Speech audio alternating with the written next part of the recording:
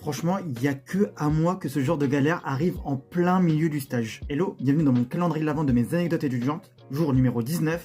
Et aujourd'hui, on va parler d'unité et comment toute une école s'est unie contre le blackout. Mais avant, moi je m'appelle Rocha, on parle d'actu et de vie étudiante, du coup, abonne-toi pour plus de contenu. Alors on est en 2021, je fais mon stage de deuxième année à l'école centrale, directement à la direction du patrimoine, c'est-à-dire le département qui s'occupe du patrimoine immobilier.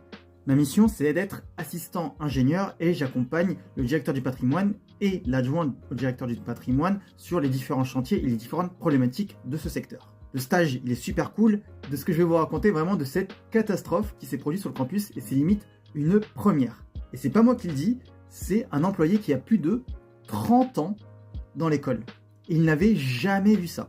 Pour vous poser les bases, donc l'école, elle a besoin donc de ressources, donc que ce soit l'eau, l'électricité et aussi un énorme besoin en électricité.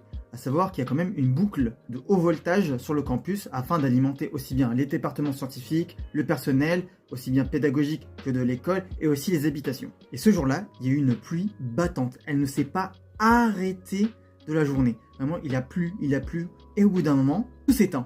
Il n'y a plus de lumière, il n'y a plus d'ordinateur, il n'y a plus d'imprimante dans le bureau et aux alentours. Et au bout d'un moment, on va voir dans les autres départements, dans les autres bâtiments, idem, même chose. Et on fait le tour des autres bâtiments et on voit que rien ne reprend. Au bout d'un moment, le personnel de l'école et la direction décident d'aller voir directement dans la salle qui occupe le générateur de l'école. Et en fait, on s'est rendu compte que, pas très loin de l'école, il y avait la foudre qui avait frappé et qui avait endommagé l'un des systèmes de l'école qui permettait de produire de l'électricité. Et la conséquence, elle était simple, l'école n'avait plus, voire quasiment plus d'électricité pour alimenter ses locaux. Et on avait de la chance là-dessus parce qu'on était en campus inoccupé, c'est-à-dire qu'on était en période de vacances et donc il n'y avait plus d'élèves. Le personnel de l'école et surtout la direction du patrimoine, elle est ultra réactive et elle a fait appel à une entreprise qui avait amené directement des générateurs mobiles, donc qui fonctionnaient avec du fioul pour alimenter l'école.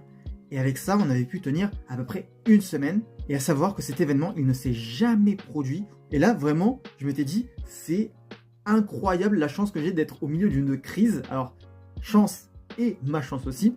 Mais c'est ultra formateur de se dire comment on doit résoudre les problèmes en cas de crise. C'est ce qu'on appelle de la gestion de crise. Et c'est vachement important quand on veut devenir ingénieur ou bien cadre supérieur. Cette crise, à la fin, elle s'est résolue de manière très sereine.